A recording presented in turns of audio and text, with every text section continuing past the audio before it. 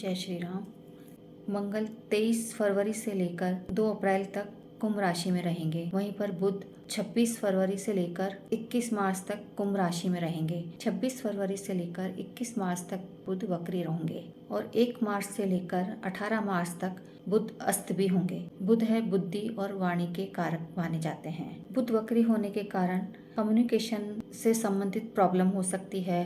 Paper work से related problem आ सकती है। ट्रैवल में, बिजनेस में या फाइनेंस से संबंधित प्रॉब्लम बढ़ सकती हैं। बुध बुद्धि के कारक हैं। बुद्धि सही दिशा में भी चल सकती है और गलत दिशा में भी चल सकती है। लोगों की बुद्धि सही दिशा की बजाय गलत दिशा में ज़्यादा चलेगी। सोचने समझने की शक्ति थोड़ी कमज़ोर होगी। सही तरीके से निर्णय लेने में उनको परेशानी होगी। भूलने की प्रॉब्लम होगी। किसी चीज़ को याद नहीं रख पाएंगे। इस गोचर काल में पेपर वर्क से संबंधित परेशानियां आ सकती हैं या उनमें किसी तरह की गड़बड़ी आ सकती है। ट्रैवल करते समय उनमें परेशानियों का सामना करना पड़ सकता है।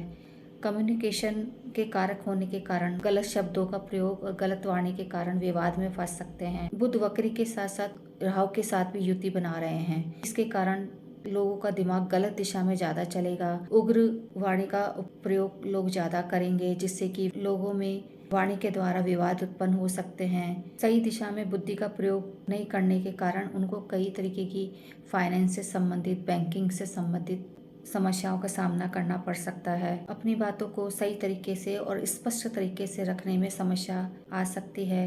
अपनी वाणी के कारण कई विवादों में भी फंस सकते हैं। इस समय लोगों में अपनी बातों को प्रूफ करने के लिए बहसबाजी ज़्यादा हो सकती है। बुध और राहु के युति के कारण लोगों में मिसकम्युनिकेशन ज़्यादा हो सकती है। किसी भी तरीके के पेपर वर्क, चाहे वीज़ा हो या प्रॉपर्टी के पेपर हों या डॉक्यूमेंट से रिलेटेड प्रॉब्लम हो सकती है। यात्रा करते समय कई तरीके की परेशानियों का सामना करना पड़ सकता है। यात्राओं में ये रुकावट भी दे सकते हैं।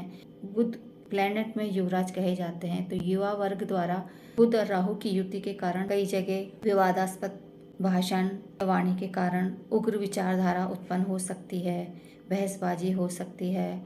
कई जगह पर युवाओं द्वारा प्रोटेस्ट की क्रियाएं हो सकती हैं या नारेबाजी या जन विद्रोह उठ सकते हैं। मंगल और राहु की युति भी बनी हुई है, जो कि एक अंगारक योग बनाती है।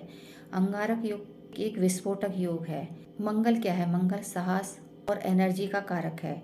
शनि की राशि में मंगल के होने से उग्र गतिविधियां बढ़ सकती है और मंगल और राहु की युति, जो कि मंगल की अग्नि को, एनर्जी को और ज़्यादा बढ़ा सकती है। कई जगह पर अग्निकांड की घटनाएं बढ़ सकती हैं।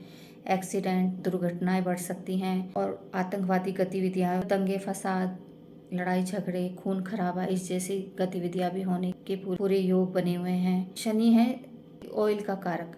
जब वहाँ पर मंगल की अग्नि होगी तो आग भड़काने का कार्य करेगी और जब राहु भी साथ होंगे तो उस आग को और ज़्यादा भड़काने में सहयोग देगा। उसको और बड़े लेवल पर अग्निकांड, विस्फोटक गतिविधियां हो सकती हैं। लोगों को जन धन हानि का सामना करना पड़ सकता है। इस समय लोगों को अपने शब्दों पर, अपने विचारों पर कंट्रोल करके रखना चाहिए। विवादास्पद शब्दों का प्रयोग कम करना चाहिए, जिससे कि उग्रता ना बढ़े। लोगों में उग्र विचारधारा के कारण लड़ाई झगड़े जैसे दंगे फसाद हो सकते हैं। लोगों में तनाव का माहौल बना रह सकता है। मंगल और राहु की युति के साथ साथ सूर्य और राहु की युति ग्रहण दोष का निर्माण कर रही है। इसके कारण सरकार में या सरकार से संबंधित कार्यों में कई तरीके की विवादास्पद चीज़ें उभर कर आएंगी। कार्य क्षेत्र में उनके कार्यों को लेकर उन पर ब्लेम लग सकते हैं या किसी तरीके की आरोप प्रत्यारोप जैसी गतिविधियां हो सकती हैं। जो लोग सरकारी सेवा में हैं उनको सरकार से संबंधित परेशानियों का भी सामना करना पड़ सकता है। बड़े बड़े जो राजनेता हैं या उच्च पदाधिकारी हैं, उनके कार्यों को लेकर समस्याएं पैदा हो सकती हैं या उनके कार्यों को लेकर सवाल उठ सकते हैं। इस समय आप देखेंगे कि राजनीतिक क्षेत्र में और प्रशासनिक क्षेत्र में झूठे आरोप प्रत्यारोप ज़्यादा लगते हुए नजर आएंगे। लोगों को कार्य क्षेत्र में अपने कार्यों से संबंधित कार्य को लेकर झूठे केस में उनको फंसाया जा सकता है। सूर्य, मंगल, राहु तीनों मिलकर प्रशासनिक क्षेत्र में ये सरकार से संबंधित चुनौतियों का सामना करना पड़ सकता है। सरकार से संबंधित मुद्दों पर विवाद उत्पन्न हो सकते हैं। कई तरीके के घोटाले भी सामने आ सकते हैं। 11 नंबर की राशि इच्छा पूर्ति के साथ साथ कम्युनिटी सोसाइटी को, नेटवर्किंग को दर्शाती है। 11 नंबर की राशि कुंभ राशि, जो कि सोशल मीडिया को भी दर्शाती है। सोशल मीडिया, न्यूज़ चैनल और न्यूज़पेपर द्वारा जन आंदोलन बढ़ सकता है, लोगों में अफवाहें फैल सकती हैं।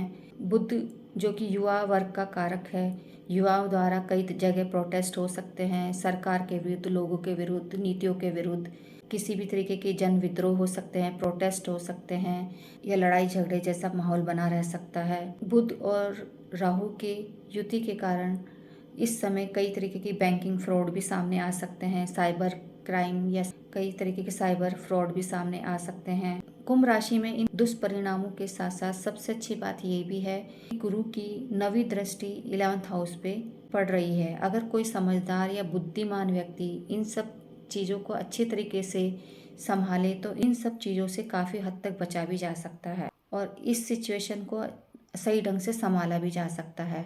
और अगर आप अपनी कुंडली का विश्लेषण कराना चाहते हैं तो आप मेरे नंबर पर संपर्क कर सकते हैं।